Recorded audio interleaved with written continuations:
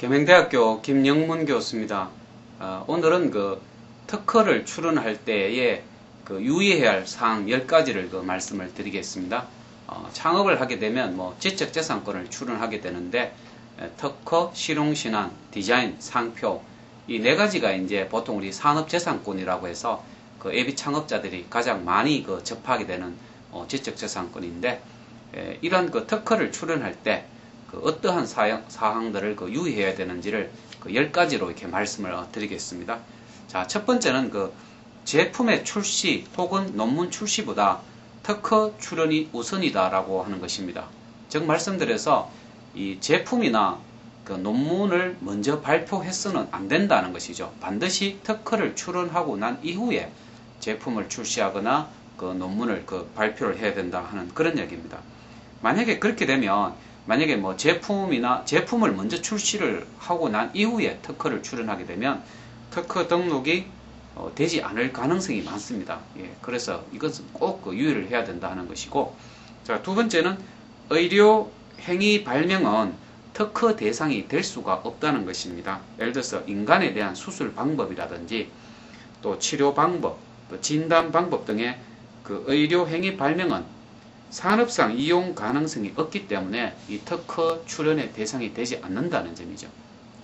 우리 대부분의 창업자는 크게 관련성이 없는 내용일 수도 있습니다.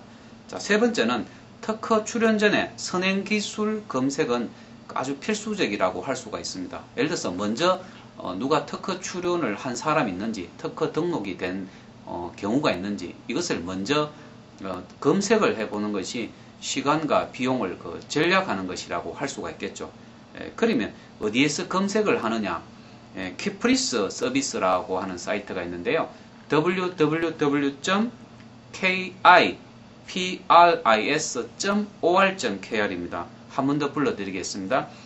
kipris.or.kr 여기서 기존에 이제 이 특허들이 등록되어 있는지를 검색을 해볼 수가 있다는 점이죠. 자, 네 번째는 공동 발명 같은 경우는 출원 전에 권리관계를 명확하게 할 필요가 있습니다. 한 사람이 아니고 두세 사람, 여러 사람이 함께 특허 출원을 기술을 발명했다면 어떻게 할 것인가 하는 이야기입니다. 이럴 때는 발명자 전원이 함께 특허 출원을 해야 된다는 것입니다. 이 권리 관계를 명확하게 하기 위해서는 공동의 명의로 특허 출원이 가능하다는 거죠. 자, 다섯 번째는 이제 출원 명세서를 충실하게 기재하는 것이 아주 중요한데요. 이 특허를 출원할 때, 근데 이제 이 출원 명세서를 기재하는 것은 사실은 이 초보 창업자들 같은 경우는 쉽지 않거든요. 이 상표 등록은 몰라도 특허라든지 실용신안, 디자인 같은 경우는 아마 명세서를 직접 작성하는 것이 굉장히 힘들 것입니다. 그래서 보통은 변리사 혹은 변호사의 도움을 받아서 작성을 하게 되는 것이죠. 자, 여섯 번째는 우선 심사 제도를 적극 활용할 필요가 있는데, 조기에 어떤 특허권을 확보할 필요가 있는 경우 우선 심사 제도라는 게 있습니다. 우선 심사 제도. 그래서 어떤 공익적인 거나 아니면 발명에 적절한 보호가 필요한 경우는 예외적으로 우선적으로 심사를 해주는 우선 심사 제도라는 게 있습니다. 이 제도를 활용하는 것이 중요하다는 거죠. 자, 일곱 번째는 외국에서 특허를 향유하려면 외국에도 출원해야 됩니다.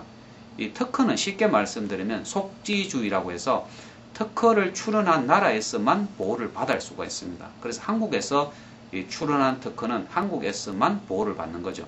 미국이나 일본에서 내 특허권을 주장하려면 역시 미국과 일본에도 출원을 해야 된다 하는 이야기입니다. 그래서 이것을 보통은 이제 속지주의라고 한다는 거죠.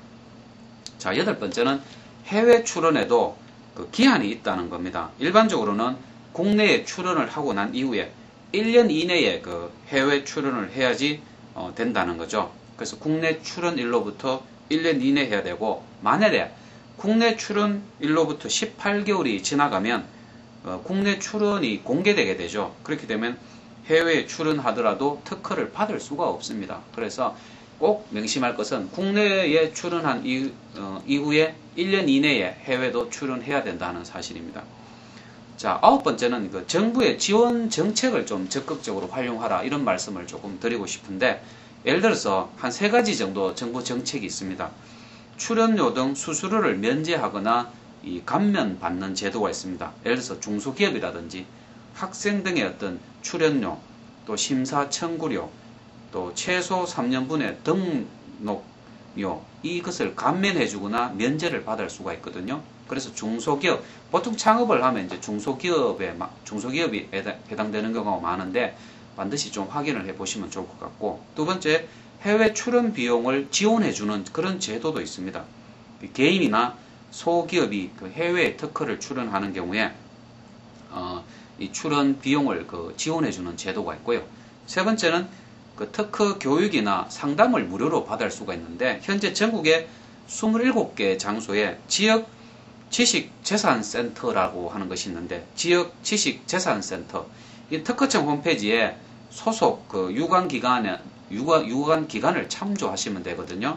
이 특허청 홈페이지는 www.kipo.go.kr kipo.go.kr 아마 우리 그 포털에 검색을 해봐도 쉽게 찾을 수가 있는데요. 여기에 특허청 홈페이지 가보시면 지역 지식재산센터라고 하는 곳이 있습니다. 대구에도 있는데요. 대구 같은 경우는 이제 상공회의소 내에 설치가 되어 있는데, 특허 출연에 대한 여러 가지 교육이나 상담을 무료로 받을 수 있기 때문에 이런 제도를 좀 적극적으로 활용하라는 그런 말씀입니다. 자, 마지막에는 특허 출연 시에 상표 출연도 함께 고려를 하는 것이 좋다. 그래서 특허를 출연할 때는 상표 출연도 가능하면 함께 동시에 하는 것이 좋다는 겁니다. 그 기업을 위해서. 그래서 오늘은 제가 이제 이 특허 출연을 할 때 아주 유의해야 할 그 10가지 사항들을 이렇게 말씀을 드렸는데, 아마 이 창업을 하면서 반드시 이렇게 접하게 되는 문제 중에 하나가 이 특허 출연이죠. 그래서 오늘 제가 이제 말씀드린 이 10가지를 잘 꼭 명심을 할 필요가 있다는 것이죠. 제가 이렇게 동영상 강좌를 진행을 하고 있는데, 혹시나 이제 질문이 계시면 제가 운영하는 카페가 있습니다. 다음이라는 사이트에 보시면 창업 길라잡이 카페가 있는데, 거기에 들어오시면 저하고 언제든지 그 상담을 하실 수 있는 게시판이 있습니다. 그래서 상담 게시판에 올려주시면 제가 친절하게 상담도 해드리고, 또 때로는 제가 이렇게 오시게 해서 면담도 해서 좀 성공적인 창업을 이렇게 도와드리겠습니다. 예, 오늘 이것으로 마치겠습니다. 감사합니다.